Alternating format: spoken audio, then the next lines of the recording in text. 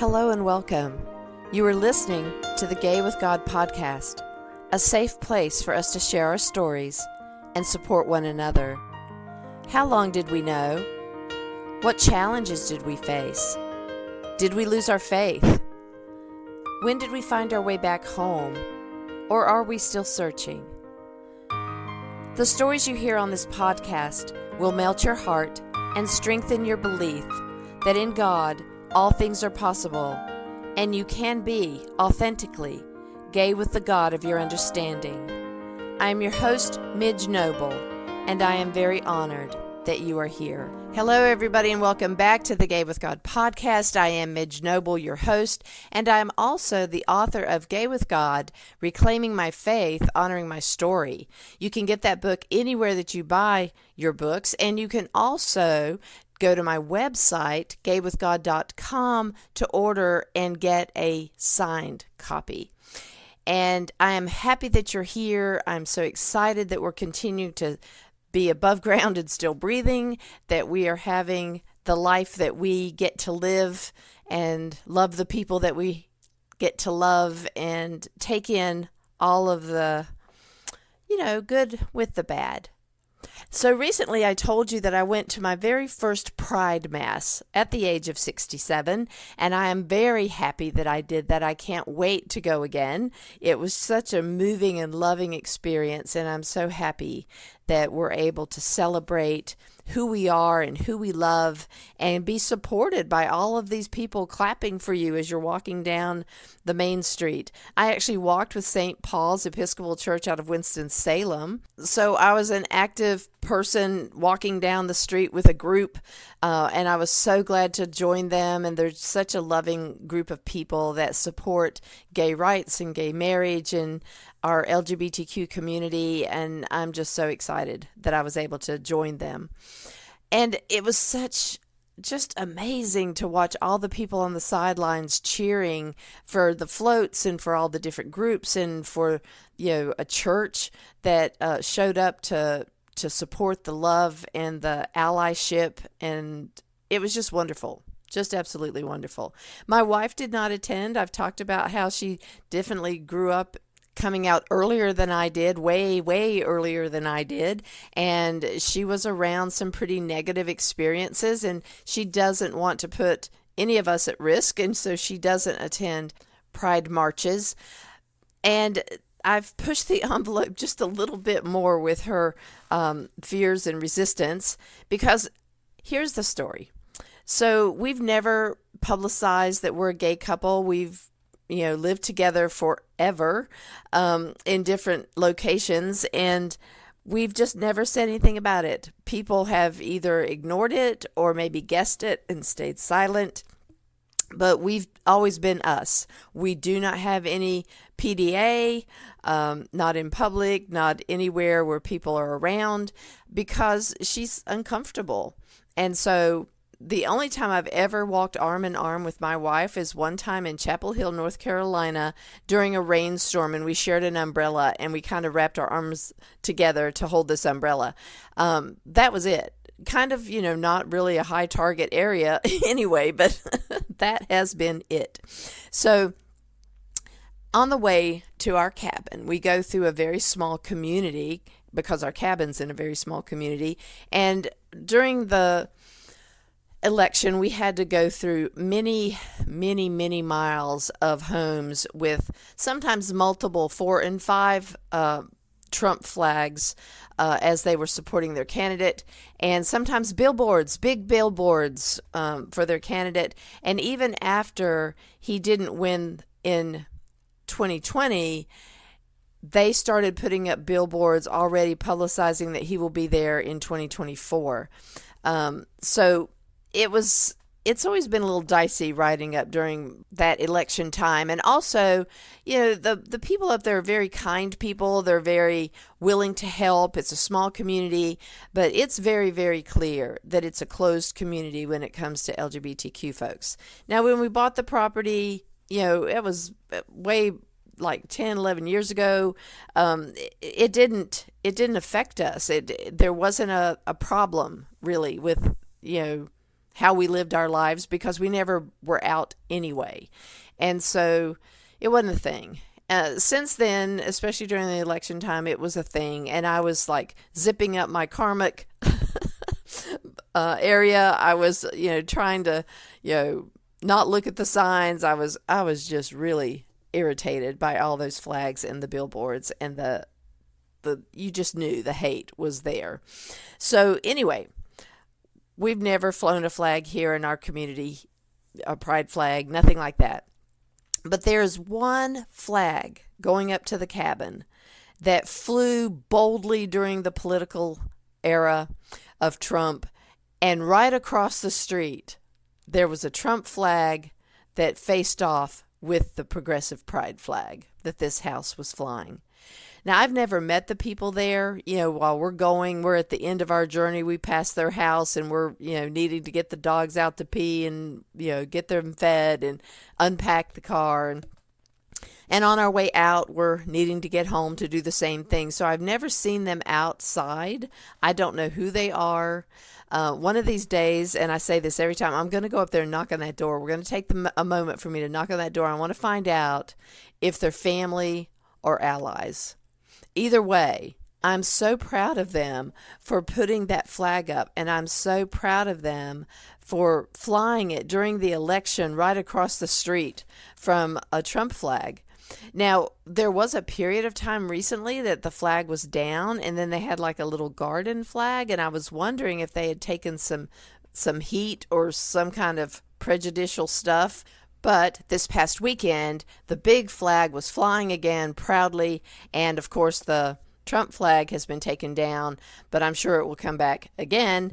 I'm just proud of them for not having a 2024 flag flying across the street. So someday I will meet whoever lives in that house, and I will celebrate them for what it does for me, knowing that there is an ally there or family there. There is a safe space on the way to the cabin.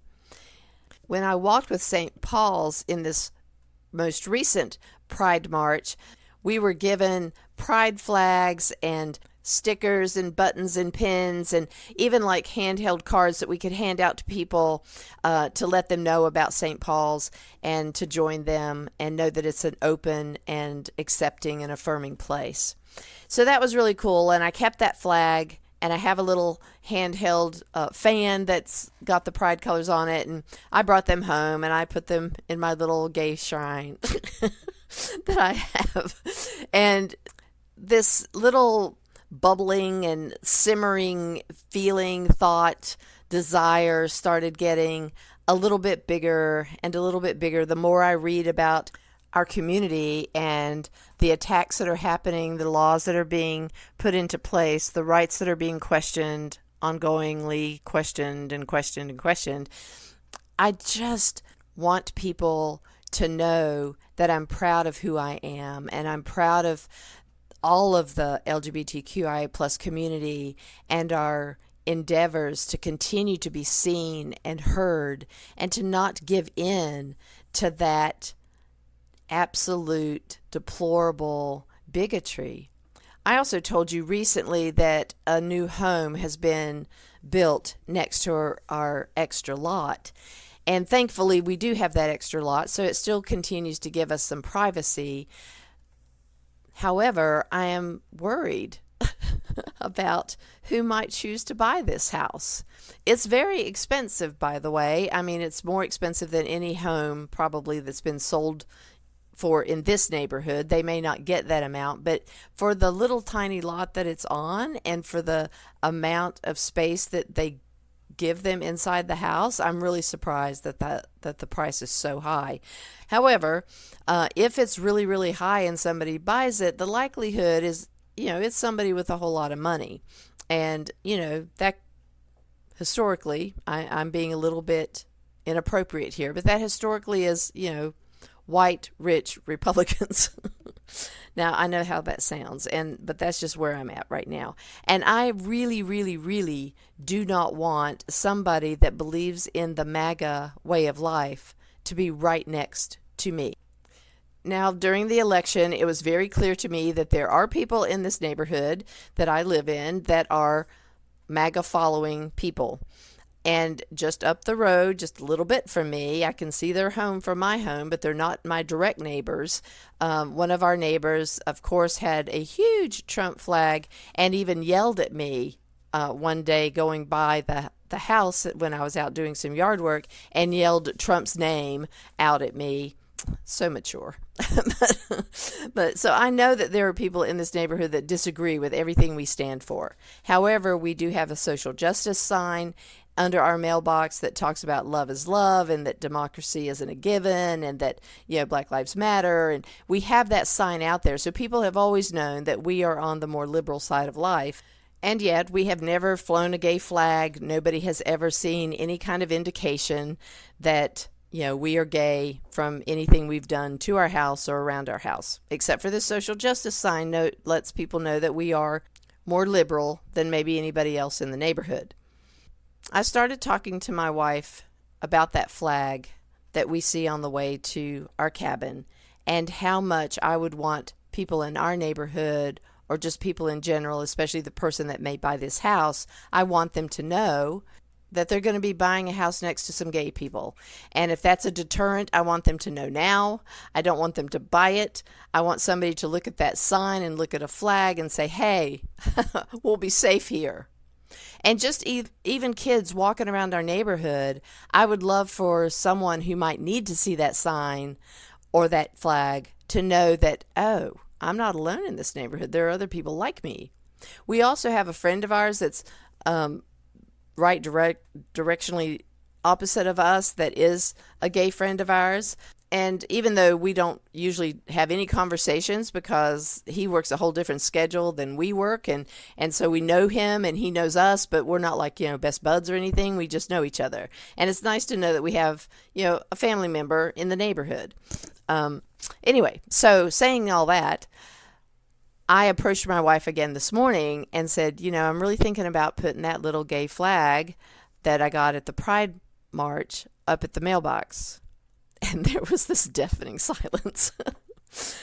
And I know that I have stretched her way further than she has ever wanted to go in being out in the community. We went to several drag performances at our local brewery here in town, and that was very uncomfortable for her to be in there because they had protesters across the street, and they made sure that the blinds were drawn, and it was a ticketed thing so that you couldn't just walk in off the street. But it was a little nerve-wracking to know that there were picketers there, and of course they didn't have guns or anything, but we have had the Proud Boys with their guns in the back of their trucks rolling around when we had a Christmas parade one time, and my LGBTQIA plus group and our allies walked in the parade under that banner so everybody knew who we were, and that was quite threatening. She did walk with me because I think that she did not want to not be present if there was a problem, but she was not that happy about it. So anyway, I've stretched her very, very far, and I knew that this would also be a stretch because she doesn't want our home to be targeted. She doesn't want us to have any damage or any injury. And so I talked about it again this morning, and she said, okay. And I'm like, wow. So I did it right away before she changed her mind. And, because I've always honored her fear and her concerns, and I don't want to make her uncomfortable. And yet sometimes we have to be uncomfortable. We have to put ourselves in positions where, something might not go completely right, and it might go really wrong. But if we don't ever stand up for anything, then how am I part of the solution and not staying part of the silence? And that creates more problems, because when we're not putting ourselves out there, it doesn't solve anything. And I know a lot more people are putting things way out there than I probably ever will.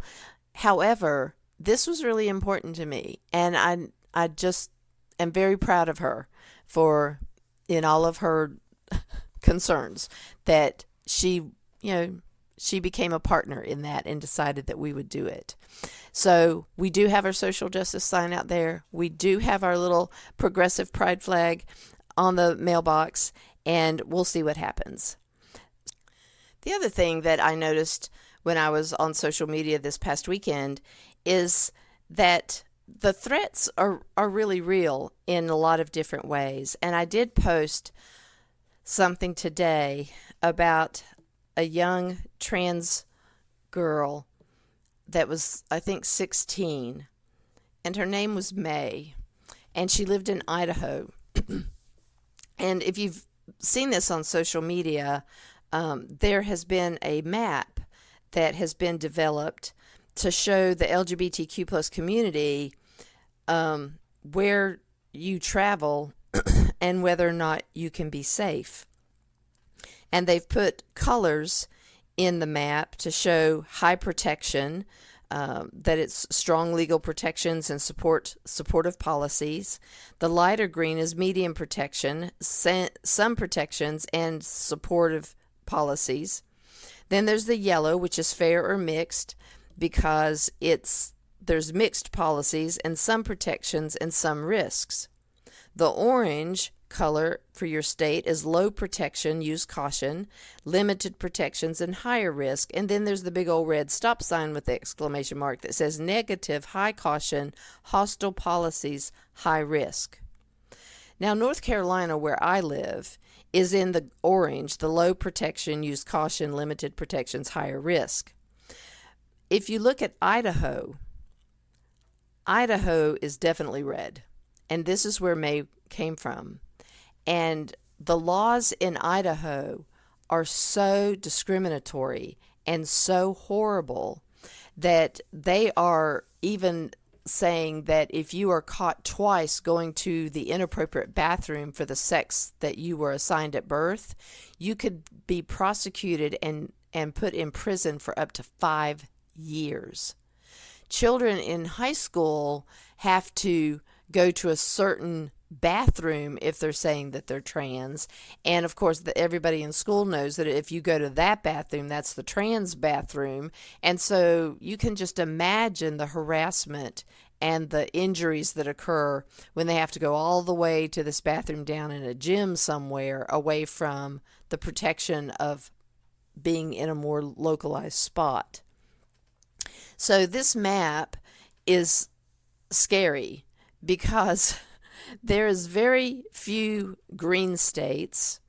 There's only a few light green, but the majority of the map, although there's also yellows and oranges out there, the majority of our map of the United States is red.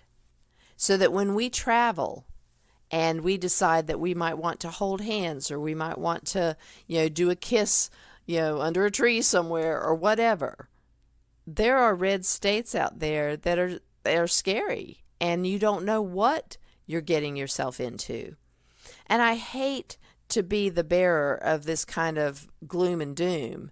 I believe that there are a lot of people who have never had a problem. They've been out, they hold hands, they don't care, and they've never been attacked, they've never had anything happen to them, and yet it could. It bothers me that in 2026 that we are so unlawful when it comes to the rights that we should be getting, and that there is still present danger for our community to be out and to be ourselves, to be proud, to be loving. And do I want to see anybody having sex on the street? Of course not. And yet I do believe that holding hands, kissing my wife goodbye out on the porch should not be something that I should be afraid of. And most recently, in I'd say the last year or so, we have kissed every once in a while outside. However, we kind of live off the road. You can see our front door from the road, but there's like a little hill before you get to our front door. And we have lots of trees. But still, absolutely, somebody could notice that. But I think that, times are changing a little bit here at the McNabb Manor, and we might be all open and proud one day. But for now, we're cautious. And I know that there is a right to be cautious. And yet I also know that even though we may take protections, when I look at this map and I think, when we're traveling and, it is prudent to be careful in lots of ways. Now, in North Carolina, on this map, it says that we're orange. And orange is low protection, use caution, limited protections, higher risk. The caution is there because there's a lot of small towns in North Carolina. And most of those towns are MAGA. Most of the time, when we do a presidential vote, we are always voting Republican by and large. I can vote Democrat all day long, but usually the overall vote for North Carolina will be red. I do believe that even though my town probably voted Republican when Obama was in, I think our state did vote blue that year, but I'm not sure. Maybe we're, and some people have said we're purple because we can go either way. And we do have, our governor is blue. We did a lot of good voting this last time to get in some folks that can really carry us through some things. But by and large, we are orange, and I was really surprised we weren't red. But we do have Chapel Hill, we have Raleigh-Durham, Cary. There are other places that really are more progressive in North Carolina, and that's probably why they put us in the orange. So we will be cautious. And yet, we are going to fight the fight that needs to be fought. And for me, with this podcast, with my memoir, with everything I do, I am out and proud with my reluctant wife sometimes by my side. So if you go to my Facebook page, I usually put everything there public.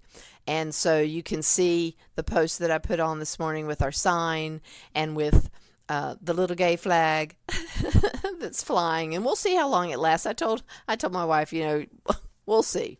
I may have to buy a box of them and just keep putting them up one after the other. There are two precious ladies from my church that, basically walked for justice for their black community back in the day for civil rights. And during the election this past time, they were, of course, putting out signs for all of the Democratic candidates that they were supporting, and those signs kept being stolen out of their yards, and they just kept putting them back up. They found more and they put them back up, and they're used to this. They don't march anymore. They said, we did it, it's y'all's turn. They're like in their late 80s and 90s, and so they're not marching anymore. But it's what we do, is that they try to knock us down, we get back up. They try to mess with our rights, we get them back. We continue to speak up, speak out, and stand up for all marginalized people. And so my little effort today, putting up a very small, tiny, handheld progressive pride flag, is step one. Well, actually, it's step two. The sign, the social justice sign, was a huge deal.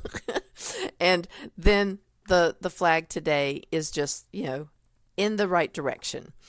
Someday I may fly a bigger flag, and who knows? We'll see what happens. But I hope that you find solace in knowing that the fight is continuing, that we continue to love the best way we can love, we continue to stand in the discrimination and still be loved back, that we continue to let people know there are safe portals wherever they are. There's always somebody that may not have ever come out and may not have told you, but they're probably there. And one day, they may even get bold enough to put up a little handheld pride flag to let you know that they're there. So, rest in peace, dear May, and rise in glory, because your life was not a mistake. God loved you when you were created, and God loves you now. So rise in glory, dear May, and we are still fighting for your rights. Thank you, everybody, for joining me today, and I thank you for listening, for supporting, sharing, and subscribing wherever you get your podcasts. If you want to see more information and links to connect with me, go to the Gay with God show page at empoweredmidge.podbean.com. That is also where you can find the link to get a complimentary and private coaching session with me to talk through what issues you may be going through now with either your faith journey or your coming out, or just something that you really need to just get a listening ear to listen to.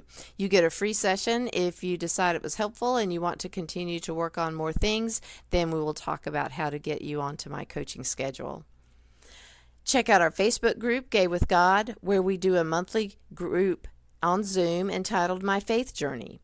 If you need support to just talk about life in general, this is a great little small, intimate group that supports each other, and we talk about all sorts of things. Our faith journey, our life, anything that's going on in your world that day that we meet, we're there to listen, support, and we're there for each other. So I hope that you'll find that group on Facebook, Gay with God, and remember to answer all the questions so that I can invite you inside. Answering the questions lets us know that you are on the same page as us and that we're all being kept safe. If you are listening to this podcast and are questioning whether you can be gay and be in relationship with the God of your understanding, if you identify as LGBTQIA+, are not even sure if you are gay, God has always been within you, even when you didn't know it. You have always been gay with God. Thank you, everybody. Stay tuned to see how you can join the Gay with God community. And as always, you are loved. I want to invite you to become a part of the Gay with God community. How can you do that? Stay connected by messaging me your thoughts and comments in the comment section under the downloads of the show on the Gay with God show page. Subscribe to this podcast wherever you listen and share so we can increase our community outreach and be a light to those who are struggling to claim their faith. Consider being a sponsor so I can highlight your service in our community. We are all worthy of respect and a relationship with the God of our understanding. I want to thank you in advance for supporting this podcast. Together, we as a community will keep this show visible and our community stronger. Deep gratitude to my friend Tim McClendon of Tim McClendon Music for allowing me to use an excerpt from Interlude 4, a song found on his CD entitled Sundance.